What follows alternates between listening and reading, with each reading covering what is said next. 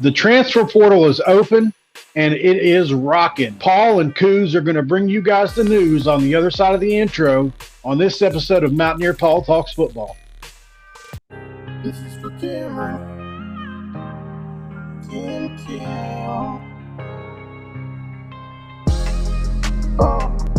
Welcome in, guys. My name is Mountaineer Paul, and you've landed yourself once again at Mountaineer Paul Talks Football. Man, me and Couz have been beating feet, hitting the streets all morning long. We've been in contact with kids that want to come play at West Virginia University. They've at least expressed interest in playing football at West Virginia University. Obviously, there are other teams in competition with us, but this video is partially a way for us to show them just how much love and how much more love we can give them than those other teams that are hollering at them. Couz, how are you feeling today? Feeling well, man. Here on a Monday, Paul. How about yourself, man? Doing really well, man. I'm excited about this. These three players that we're going to talk about and break down just a little bit and talk about what kind of impact they can make at our program. I didn't tell you I was going to do this, but everybody, look, Paul's not to 1,000 subs yet, so he's not able to make money from YouTube yet, but he's doing some great work here on his channel, and I would ask to please support his work here. Shoot him a donation on Venmo at Paul-Rockel, R-O-C-K-E-L, okay? Paul-Rockel on Venmo. Shoot him a one-time donation. Support his work here. He's going out and doing all this legwork, trying to get you conversation with these recruits and these players, trying to bring you information related to Mountaineer football. Show your appreciation, if you're able to, by shooting him a Venmo donation. And I know he's on Cash App, too. You can look him up there as well.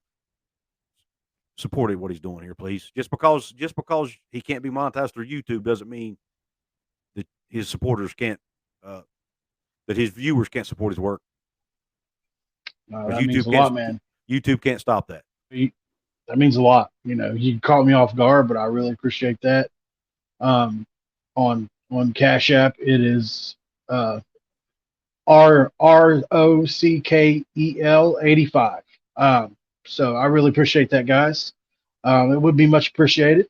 I understand it's a Christmas time of year and everything, so no expectations, but I do appreciate the thought. Absolutely, and you know, it's things. Just because the season's over doesn't mean the action stops. And when you're a content creator like we are, there really is no off season, is there? No off season, man, and you just got to put the legwork in. You know, Couz and I may not have journalism degrees, but we certainly love the West Virginia Mountaineers. We love college football. And we ain't afraid to put that work in, man. All right, guys, there's going to be a total of 3 players we're going to talk about today. We're just going to go down the list. I'm going to throw up a little conversation that they had for credibility purposes. That's what it's for. You guys, if you can't read it, come to my channel at Paul Mountaineer, and I'll have all the comments and the messages between myself and the players up there and between Couz and everything like that, and we'll go from there. All right, guys, the first player we're going to be talking about is Dre McCray, which is probably one of the best players in the portal, in my opinion, especially because of the production. Couz, you can tell us a little bit about him. Yeah, Dre McCray. I mean, he's obviously right now he's transferring from Austin Peay, who's an FCS program. He's a running back, stands 5'10", 170 pounds. Cool thing about this young man, he's extremely fast.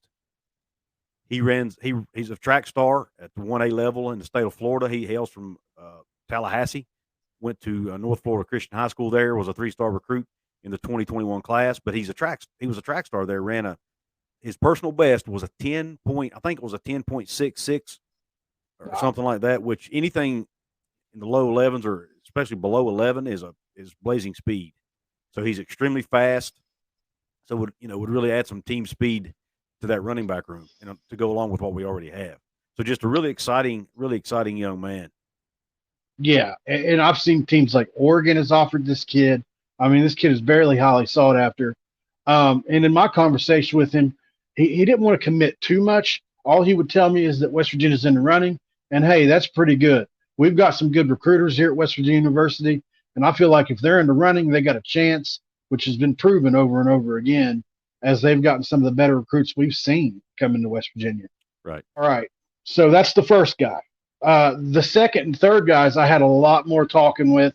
And here's the messages we had right here. I'm going to pull those up. This is Tyrese Big Time Chambers. We talked for a long time yesterday, and he's a really cool kid. I watched some tape on him. He's got some of the best wide receiver tape I've seen out there. I was going to add highlights to this video, but there was just so much going on, and it was so hard to find good highlights to edit to get in here. And I thought, well, I'll just add it in the description box. The highlights to Tyrese Chambers, the kid from Austin P, and also the third player we're going to talk about. I'll add highlights down in the description box for these players. But as you can see, this is the correspondence between myself and him. Couz, what can you tell us about the Florida International product? Yeah, like you said, he's coming from Florida International. Spent 2 years in that program in 2021 and 2022. Really productive player there. Before that, though, he did spend 1 season at Sacred Heart University. Just quick trivia note here. Eugene Napoleon, former West Virginia running back. His son, Brandon Napoleon, is currently a coach at Sacred Heart University. I just want to throw that out there. I thought that was some cool trivia. There's always a West Virginia connection, man. But anyway, Wow. he went to high school in Baltimore. He's from Baltimore, Maryland, went to Baltimore Polytechnic Institute there in Baltimore. Actually started his career at Fort Scott Community College before going to Sacred Heart. He was a 3-star recruit out of high school. He stands 6'1", 175 pounds as a wide receiver. Yeah, and when I talked with him, he said we were definitely in the top 5. I tried to get a school out of him that was at the top of that list. He did not say Mississippi State, but we do play in a similar offense as they do. Certainly, I feel like he could be sold, and I almost for sure we have more wide receiver spots open than Mississippi State would. I don't see why we wouldn't be a logical choice for him. And, I'll do what I can from my end of things, but that's going to be on the coaches once again.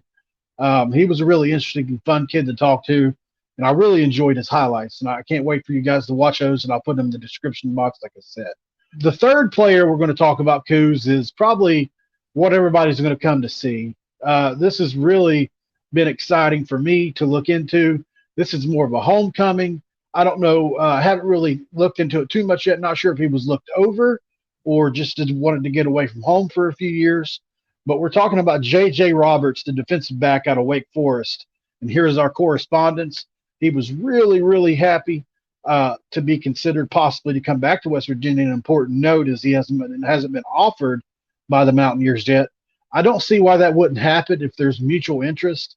And if he's interested, he's certainly good enough to play at the Power 5 level. Couz, what do you got to say about this kid? Oh, yeah, J.J. Roberts, man. Obviously, for obvious reasons, this is my favorite of these three just because of the West Virginia ties here. I'm a West Virginia guy, as you know. Born and raised, still live in the state. So anytime we can get a homegrown kid to play for the Mountaineers, to me, it's always a plus. But he's a 6-foot-tall, 165-pound corner defensive back. We know that's a position of need for the Mountaineers, especially out of the portal. We need some experienced guys. He's from Cabell Midland High School, located in Ona, West Virginia. They play at the AAA level here in the state, which is the highest level of high school football here in West Virginia. They've had some decent success there in recent years. But, he's played against the toughest competition the state has to offer. Obviously, he's been attending Wake Forest, so spent the last 2 seasons there. And then in coming into the 2020 class, he was rated the number 4 ranked player in the state of West Virginia by 24/7 Sports. And in 2019, he won the Gatorade Player of the Year award as the best player in the state of West Virginia. So very productive player in high school. Like I said, I'm not sure. I'm like you. I don't know what happened, why he didn't end up in Morgantown in the first place. Not sure, where that disconnect was. But nonetheless, he's been a productive player at Wake Forest. He's looking to move on and do something else, and it would be really cool to see him come home back to West Virginia. Yeah, he played in 14 games there, so he's played a ton of ball between last year and this year. He's played in 14 games. He's played a ton of ball. He's been really productive. And from what I was able to read on him, he's the most sure tackler they had on the team, from what I was able to read. And that just makes me wonder how much he would fit in that spear position, possibly for him, since he's so good playing close to the line of scrimmage and also has some coverage skills. Be really interesting to see. But, yeah, he was extremely interested. I think it would be a safe bet to say if West Virginia offers this kid, he's coming home. He wants to come home closer to home. I don't see why, with the defensive back room we had, that he shouldn't be in Morgantown coming this next year. Agreed. And he's, 6 foot tall. It's not bad for a defensive back, Not bad at all. Not bad at all. We could use that height there at that position. All right, Couz. So, of the three players, who do you think is most likely to end up in Morgantown? And then the fact that they haven't even offered JJ Roberts yet, I would say, that automatically to me puts him as least likely to come. Now, if they extend an offer to him, then I would probably flip it and put him at the top of the list. But as of right now, since they haven't offered him yet, I'm going to put Dre McCray at the top. And it's just hard to say why they haven't offered him yet. They go down into these lower levels to grab players, and whether it be FCS, Group of Five, or otherwise JUCO, and yet there's a Power Five player with Power Five starting experience available that's been productive. Yeah. I'm not saying he's the best player in the portal, but surely you can find a spot for somebody like that that's willing to step into your program. It just amazes me the disconnect sometimes, but I'm not an evaluator. I can't say that I know what's best for the team. Maybe they see something in his game they don't like, or maybe it's just too early in the process. Not sure yet. But I thought it was something worth making a video about, and most definitely exciting. Absolutely. Yeah. And like I said, I don't know why either. The only, I mean, it's probably not grades. The kid went to Wake Forest. It's hard to get into Wake Forest. They're one of the most prestigious academic schools in the country. So, it's Agreed. probably not a grades issue. And, don't know of any off the field issues with the young man. So, it may just be a matter of timing, and it may be a matter of, they looking for a specific skill set. I don't know. Maybe they don't think he fits in their scheme. I don't know. But I would like to see him offer him, and would like to see him end up in Morgantown. So I'll be anxious to see if they do extend him an offer finally. And, the portal just opened today. Yeah, it's open today to all Power 5 players, whereas before it was only open to players moving up a level from FCS and also to players whose coach had left. Today it's open to everybody. All right, guys, I think we're going to wrap it up after that. We're going to be hitting the streets, still talking to people. I've got several messages out there. It's surely not going to be for a lack of trying, guys, if I don't get a hold of people. Couz will tell you I don't have a problem with asking. So I certainly do my best to try to get these people for you guys to get you excited about something coming in the next year. Couz certainly has his way. He's got a lot of connections as well. Really glad that we were able to make this video, though, and hope these guys come home. Yeah, absolutely, Paul. And I appreciate all the work you put in, man, to reach out to these.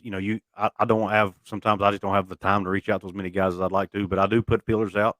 I do reach out to folks myself. I've got one I'm working on. I'm not going to say the name yet because it may not work out, but I've got one big time recruit that I'm trying to get an interview with right now as well. So on my channel, but yeah, I mean, it's really fun, man, to reach out to these guys and at least be, like you said earlier, be a small part of what West Virginia's trying to do to get the program back on track and try to rebuild this thing, man. And if you and I can be a tiny piece of that, we're doing our job, man. And that's that's part of the reason we do what we do here. Couz, tell everybody where they can find you. I'm on YouTube at Couz's Corner. Obviously, I cover Mountaineer football content and anything Big 12 related. We'll occasionally touch on a national storyline in college football that's not Big 12 related. Also, you can find Paul and I over at Hoops from the Hills. It's our West Virginia basketball channel that we've started. So come check us out there if you're a Mountaineer Hoops fan. Hoops from the Hills on YouTube. You can find me on Twitter at Couz206.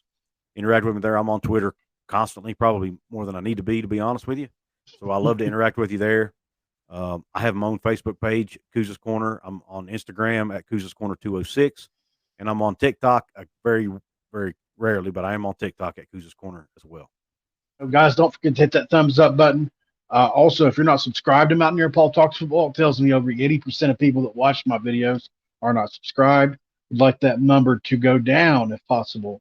So do your best. And if you guys don't mind, also share this video out with your college football loving friends. Would really appreciate that. Share this video on Twitter with other West Virginia peeps so we can get these players' names out there. And so hopefully maybe a coach sees them if they haven't seen them already. I'm sure they're well rare, but you never know. Couz, anything more else you want to touch on? That's it, man.